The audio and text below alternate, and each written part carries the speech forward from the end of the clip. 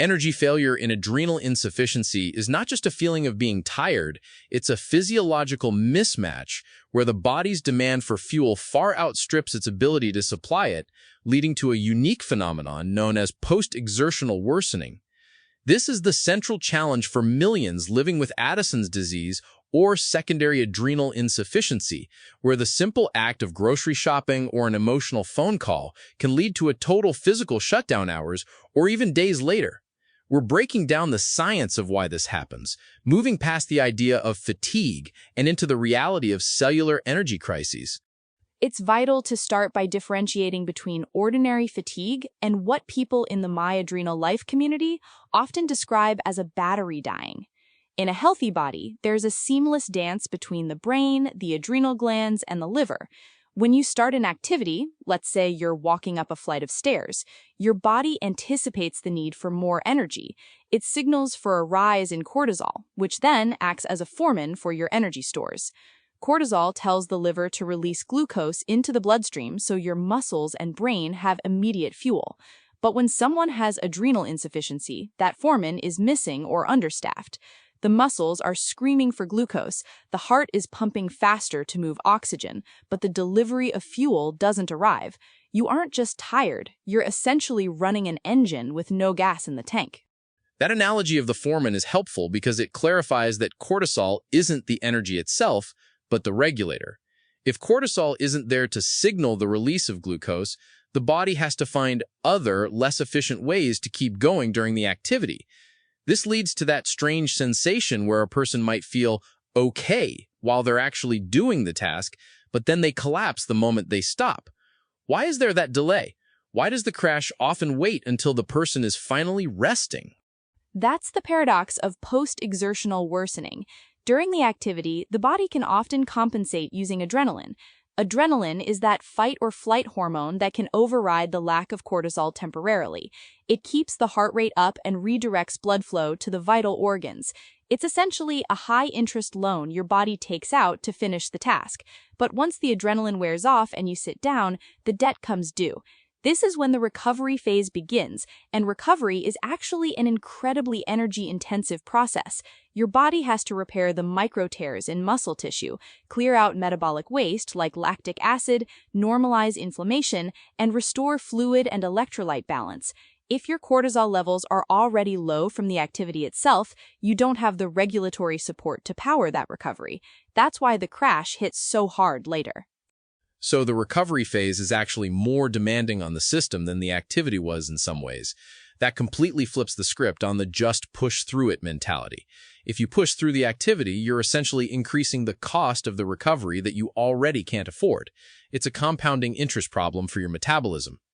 Exactly. In the My Adrenal Life miniseries books available on Amazon, specifically the volume on energy failure and post-exertional collapse, this is described as a metabolic debt that can't be repaid. For most people, a workout makes them feel tired but eventually refreshed because their body has the resources to rebuild. For someone with adrenal insufficiency, the exertion creates a deficit that triggers a cascade of symptoms. We're talking about heavy limbs, what many describe as lead paralysis, profound brain fog, and even physical shaking. It's a systemic failure to return to baseline because the baseline requires cortisol to maintain. You mentioned the brain fog and the heavy limbs. Let's look at the brain specifically. The brain uses a disproportionate amount of the body's glucose, about 20%, despite being only 2% of our body weight. If cortisol isn't helping the liver release glucose, is the brain fog essentially a localized energy shortage in the prefrontal cortex? That's exactly what's happening. When glucose levels aren't being stabilized by cortisol, the brain is the first to feel the pinch. Neurocognitive function requires a steady, high-octane supply of fuel. Without it, your neurons can't fire at the same rate, processing speeds slow down, and finding words becomes difficult. This is why many patients find that an intellectually demanding task, like doing taxes or having an intense emotional argument, is just as physically draining as going for a run. The body doesn't distinguish between types of stress. To the adrenal system, emotional stress and physical stress are the same thing, a demand for more resources.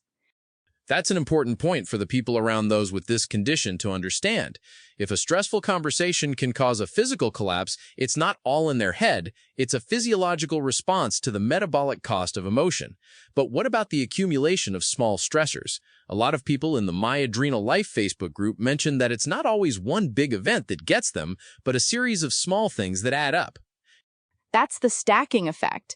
Think of your daily capacity as a bucket. In a healthy person, the bucket has a large drain that lets stress flow out quickly. In adrenal insufficiency, that drain is clogged. Maybe you didn't sleep well. That's a little bit of water in the bucket. Then it's a hot day, and heat regulation requires a massive amount of energy and cortisol, more water in the bucket. You skip lunch, then you have a doctor's appointment. Each event on its own is manageable, but they're additive. Because the body can't recover efficiently between these small events, the bucket overflows. By the time you get to the grocery store at 4 in the afternoon, your system is already at its limit. This is why tracking patterns is so critical. The goal isn't just to avoid big marathons, it's to manage the cumulative micro-stresses of the day. It sounds like life with this condition requires becoming a master of logistics and personal data. You're constantly calculating the cost of every move. However, if everyone's experience is different, based on whether they have primary or secondary adrenal insufficiency, or even steroid-induced cases, how can one person's strategy work for another? Is there a danger in comparing recovery times? Comparison can be quite discouraging in this community. Someone with secondary adrenal insufficiency might have some residual adrenal function, whereas someone with Addison's, primary adrenal insufficiency, has none. Medication timing also plays a massive role. If your dose of hydrocortisone is wearing off just as you're starting a high-demand activity, your risk of a crash is significantly higher. Nutrition, hydration, and coexisting conditions like thyroid issues or chronic pain also shift the needle. This is why the Facebook group is so helpful for community support. It's not about finding a one-size-fits-all solution, but about learning the language of the body so you can advocate for yourself with your endocrinologist. When someone goes to their endocrinologist, how should they frame this? Doctors often hear, "I'm tired," and think sleep hygiene or depression. How does a patient communicate the science of energy failure effectively? The language needs to move from fatigue to functional capacity. Instead of saying, "I'm tired," describe the delayed crash. Use the term post-exertional worsening. Explain that after a 20-minute walk, you are bedridden for 24 hours. That's a clinical marker, not just a feeling.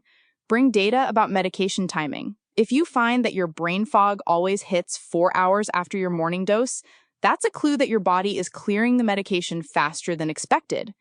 The books in the My Adrenal Life series actually provide a lot of this clinical context, so patients can walk into those appointments with a more structured explanation of their physiology.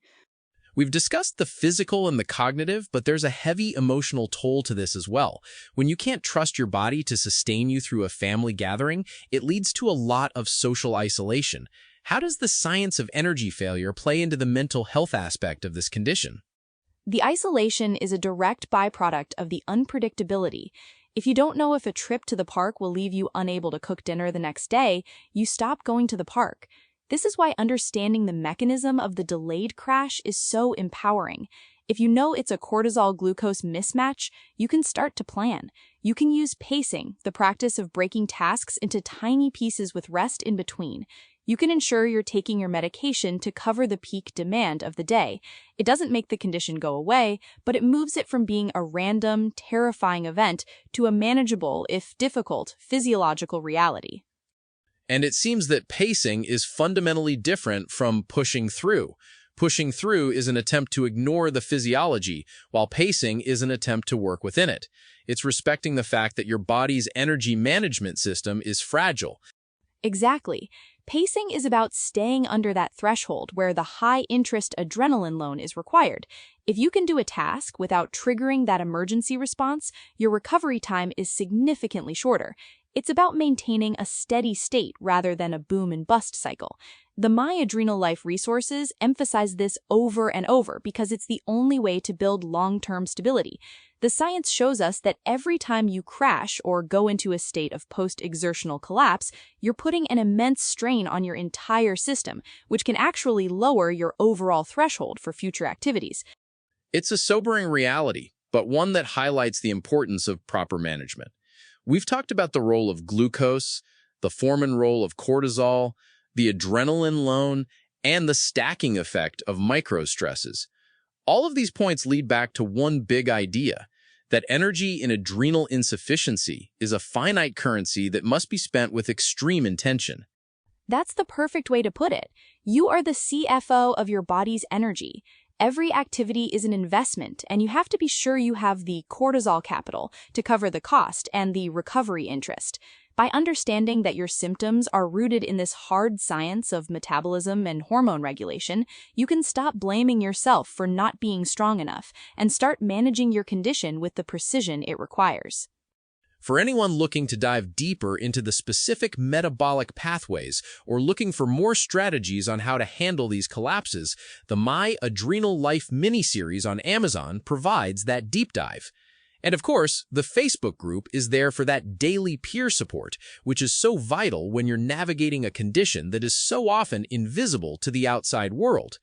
If you found this explanation helpful, consider sharing this conversation with someone who might be struggling to explain their own energy failure to friends, family, or even their doctor.